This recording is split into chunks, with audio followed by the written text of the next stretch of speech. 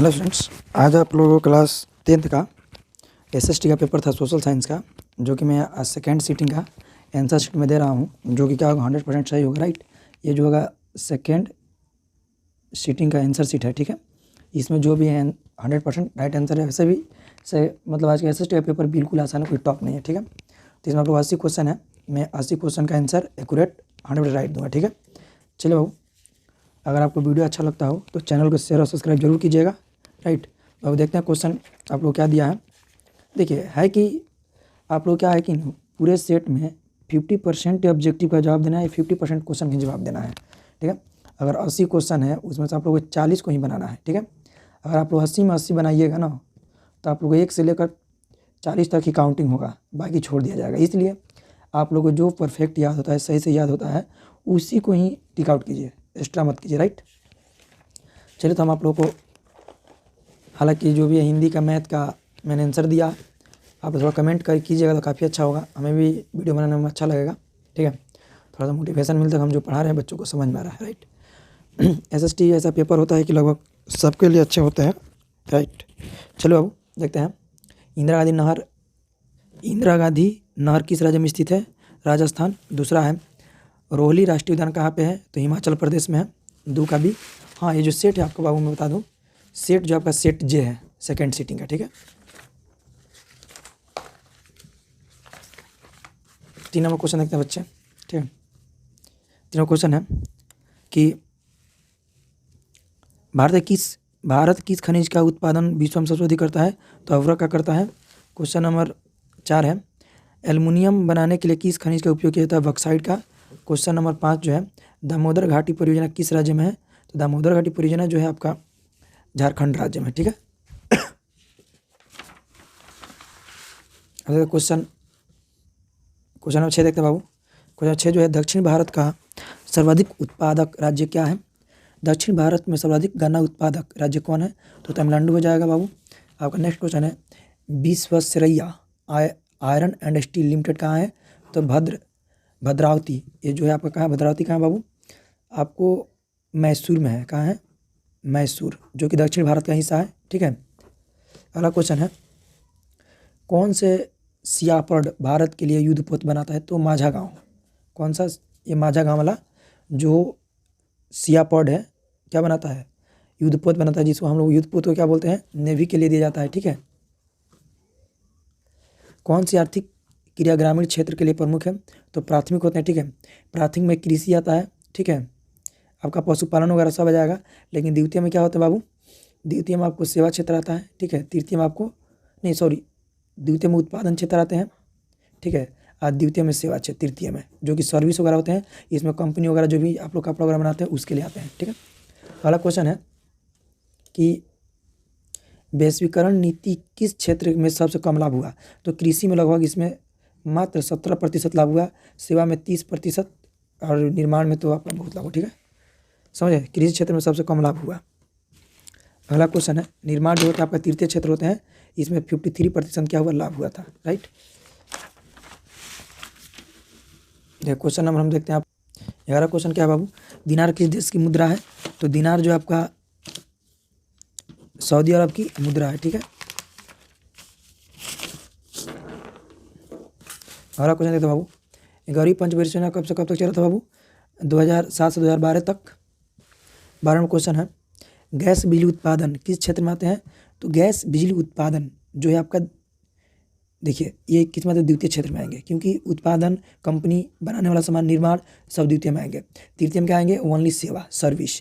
प्रथम में कृषि आएगा। ठीक है, चलिए क्वेश्चन 14 देखें बाबू, आर्थिक विकास जिस प्रक्रिया से समाज के सभी वर्ग का जीवन स्तर ऊंच हो जाए क्या कहलाते हैं? तो समावेशी। समावेशी मतलब होता है कि सभी वर्ग के लोग को क्या मिले? उसे लाभ मिले। ऐसा नहीं कि किसी खास वर्ग के लिए होता है समावेशी। ठीक है, क्वेश्चन नंबर देखते हैं बाबू 15, भारत की पहली मानव विकास रिपोर्ट किसने तैयार की? बाबू ये तो पता है कि 1990 में तैयार हुआ था, ये किसने तैयार की आप लोग कमेंट कीजिएगा। ठीक, 15 नंबर क्वेश्चन का मैं आंसर छोड़ रहा हूँ। क्वेश्चन नंबर 16 देखते हैं द्वितीय क्षेत्र की नाम से जानते हैं? द्वितीय क्षेत्र को सेवा क्षेत्र बोलते हैं। 17वां क्वेश्चन है लोकतांत्रिक विकेंद्रीकरण का सुझाव किसने दिया था? बलवंत राय मेहता समिति दिए थे। अगला क्वेश्चन है बाबू क्वेश्चन नंबर 18, कौन से संवैधानिक संशोधन नगरीय स्थानीय स्वशासन से संबंधित है? तो 74 नंबर। 19 क्या है? चिपको आंदोलन प्रारंभ कहाँ होता है? उत्तराखंड में हुआ था। 20 आपातकाल की घोषणा कौन करते हैं? तो राष्ट्रपति करते हैं। ठीक है। 21 क्या है? किस देश का संघात्मक शासन व्यवस्था नहीं है? तो चीन में नहीं है बाबू। ठीक है। अगला क्वेश्चन नंबर 22 देखते हैं। भारत का सबसे पुराना राजनीतिक दल कौन है? तो राष्ट्रीय दल, जिसकी स्थापना कब हुई थी? दादा नौरोजी द्वारा किया गया था। ठीक है। चलिए अगला क्वेश्चन क्या है बच्चे?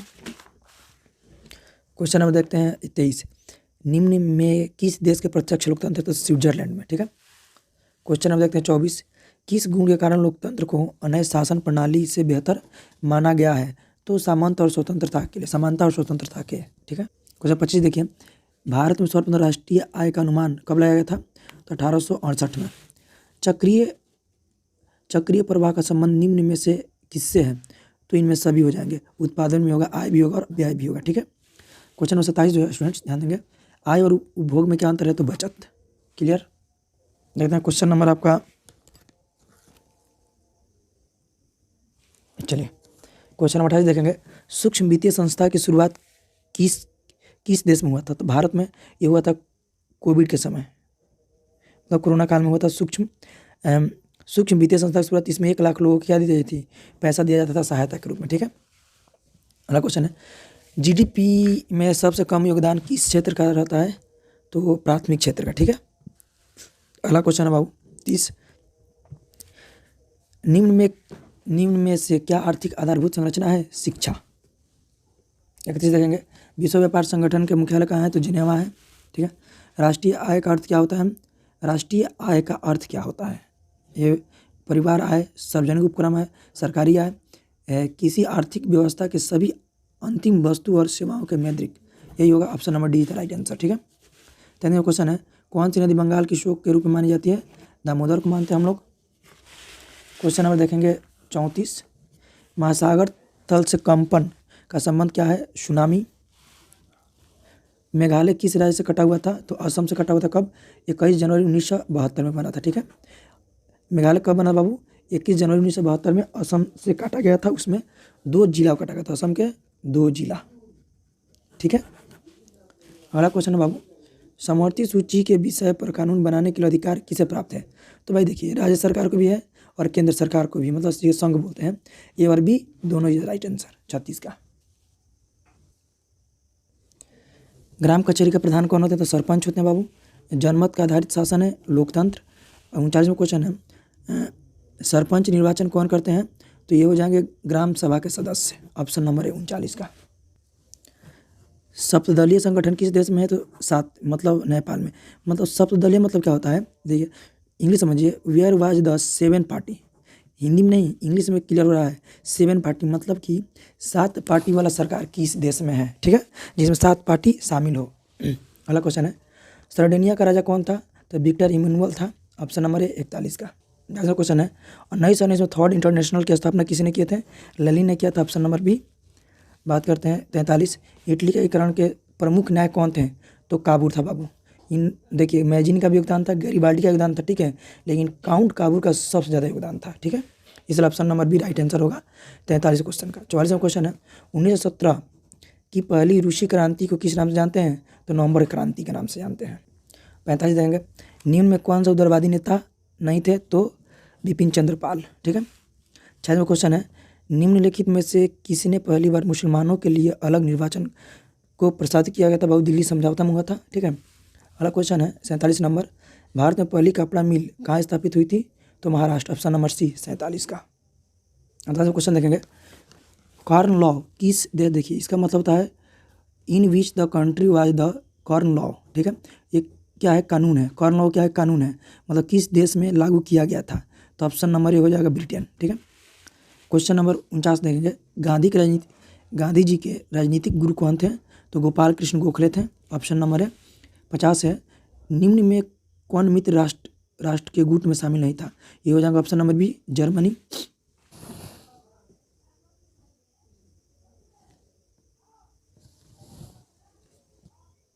ठीक बाबू, तो हम ध्यान देंगे, जो निम्न में से कौन से मित्र राष्ट्र के गुट में शामिल नहीं थे? तो जर्मनी। ऑप्शन नंबर बी 50 का।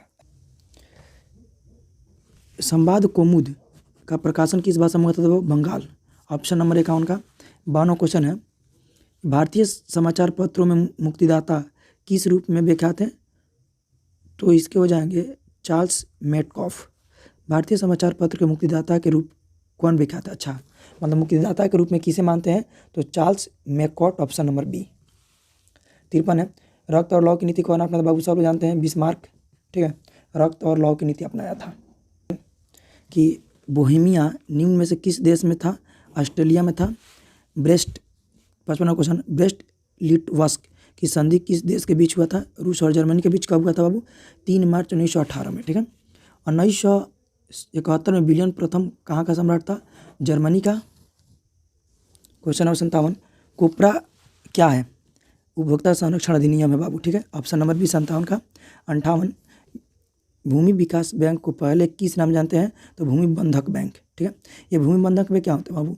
कि इसमें किसानों को ज़मीन को बैंक द्वारा गिरवी रखा जाता है। ठीक है, गिरवी, वो भी कितने दिन के लिए? लंबा समय के लिए, दीर्घकाल के लिए।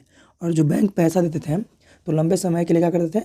पैसा देते थे भूमि रख करके, वो भी किसानों को। ठीक है, देते हैं क्वेश्चन नंबर 59, भारत में रेलवे की शुरुआत किसके शासनकाल में हुआ था? तो लॉर्ड डलहौजी के शासनकाल में हुआ था, ऑप्शन नंबर ए। 60वां क्वेश्चन देखेंगे, लुईस लवे को फांसी कब दी गई थी? 1973 में, ऑप्शन नंबर बी। नई आर्थिक नीति किसने लागू की थी? लेनिन, ऑप्शन नंबर 61 का ए। लेनिन का उत्तराधिकारी कौन बना था? स्टालिन बना था। ठीक है, 62 का बी। क्वेश्चन को मैं जवाब नहीं दूंगा, ये मुझे आंसर नहीं पता, इसलिए मैं सस्पेंशन में छोड़ दी इसको। ठीक है, अगला क्वेश्चन बाबू 64 नंबर, स्वराज दल के प्रथम अध्यक्ष कौन थे? तो Motilal Nehru, option number A. 65 number, निम्न में कौन सा अजैविक संसाधन है? तो ऑप्शन नंबर सी, नदी। चूँकि अजैविक में क्या आते हैं? उसमें जीव आते हैं, मानव पक्षी सब आते हैं, लेकिन जल वगैरह नहीं आता है। ठीक है, ये जो 65 का क्या हो जाएगा? Option number C right answer होगा। 66 नंबर है, रेगुर किसे कहते हैं? तो काली मिट्टी को कहा जाता है रेगुर मिट्टी, जो कि गुजरात, महाराष्ट्र, छत्तीसगढ़ में पाए जाते हैं। ठीक है, इसको काली मिट्टी के नाम जानते हैं, रेगुर मिट्टी के नाम से भी जानते हैं इसको। शरावती नदी घाटी परियोजना कहाँ पर स्थित है? तो कहाँ स्थित है? तो कर्नाटक में। ठीक है, अगला क्वेश्चन 68 नंबर, भारत के कितने प्रतिशत भाग वन से ढका है? तो इसको हो जाएगा 24.62% क्या है? वन से ढका हुआ है। कि नहरकटिया तेल क्षेत्र कहाँ स्थित है? तो असम में, डिब्रूगढ़। कहाँ पे है? असम में डिब्रूगढ़ में स्थित है, जो ऑप्शन नंबर बी होगा 69 का। 70 देखिए, प्रथम राष्ट्रीय राजनीति कब बनाई गई? तो प्रथम राष्ट्रीय जल नीति, प्रथम राष्ट्रीय जल नीति कब अपनाई गई थी? 2002 में। ठीक है, option number D right answer होगा। अगला क्वेश्चन है, बिहार में किस वर्ष सबसे भयंकर भूकंप आया था? तो ये हो जाएगा 1934, ऑप्शन नंबर डी। ठीक है, अगर आप लोग को वीडियो मेरा अच्छा लगता हो तो चैनल को जरूर शेयर सब्सक्राइब कीजिएगा आप लोग। ठीक है, क्वेश्चन देखिए, मेरे द्वारा जो भी आंसर दिए जाते हैं ना 100% परफेक्ट दिए जाते हैं। ठीक है, इसमें ऐसा नहीं जो मतलब कहीं से मन कर जो बना देते हैं, इसको पहले मैं खुद ब खुद आंसर देखता हूँ, पढ़ता हूँ, तब मैं आंसर देता हूँ, डायरेक्ट नहीं देता आंसर। ठीक है, हबड़ा करके। निम्न में कहाँ ताप विद्युत उत्पादन केंद्र स्थित है? बरौनी में भी है, कहलगांव में भी है, कांटी में भी है। ठीक है, तो ये क्या हो जाएगा? ऑप्शन नंबर डी, इनमें से सभी। उत्तर मध्य रेलवे का मुख्यालय में से कौन है? तो Mumbai central, option number D. ठीक है, बात करते हैं 74, ऑल इंडिया रेडियो की शुरुआत कब हुई थी? 1936, ऑप्शन नंबर बी। क्वेश्चन 75 देखते हैं बाबू, भारत में सड़क की लंबाई की दृष्टि से प्रथम स्थान किस राज्य का है? तो महाराष्ट्र, ऑप्शन नंबर सी। 76 देखेंगे क्वेश्चन, निम्नलिखित में कौन सा राज्य चक्रवाती तूफान से सर्वाधिक प्रभावित होता है? तो उड़ीसा हो जाएगा, पश्चिम बंगाल हो जाता है, ठीक है, आंध्र प्रदेश हो जाता है। हमेशा क्या होता है? इसमें चक्रवात तूफान आते रहते हैं, चूँकि ये सभी राज्य क्या हैं? महासागर के सीमा पर बसे हुए हैं। क्वेश्चन 77 देखते हैं, निम्न में कौन सा प्रथम उपचार का उपकरण है? तो बैंडेज और टेप। ठीक है, यह प्राथमिक उपचार, जब आपको चोट लगता है ना, जिसका हम लोग बोलते हैं फर्स्ट एड, तो सबसे पहले हम लोग क्या करते हैं? मानते हैं गिर गए आपका हाथ छिल गया, टूटा तो नहीं, बट आपका छिल गया, ब्लड आ रहा है, तो सबसे पहले बैंडेज कीजिएगा ना और टेप साटिएगा, मतलब उसको बोलते हैं, वो नहीं होता है, आप लोग लाते हैं, ठीक है, दुकान पर मिलता है उसे। ठीक है, जिस कारण क्या हो। अगला क्वेश्चन देखते हैं बाबू, क्वेश्चन नंबर 78, आसवन बांध किस नदी पर है? ये हो जाएंगे नील नदी पर। रिएक्टर पैमाने से क्या नापते हैं? भूकंप की तीव्रता। अगला क्वेश्चन है, पूर्वी बिहार प्राय किस आपदा से ग्रसित होता है? तो हमेशा बाढ़ से। ठीक है, ऑप्शन नंबर बी 80 का, राइट। तो आप लोग के क्या था बाबू, पूरे के पूरे 80 क्वेश्चन के आंसर थे परफेक्ट। आप सभी मिला लीजिएगा, राइट। और आप कमेंट जरूर कीजिएगा कि सर जो आंसर था परफेक्ट था और कितना नंबर का आप लोग का आंसर आ रहा है, जरूर बताइएगा। थैंक यू आज के लिए, फिर नेक्स्ट वीडियो में मिलेगा नेक्स्ट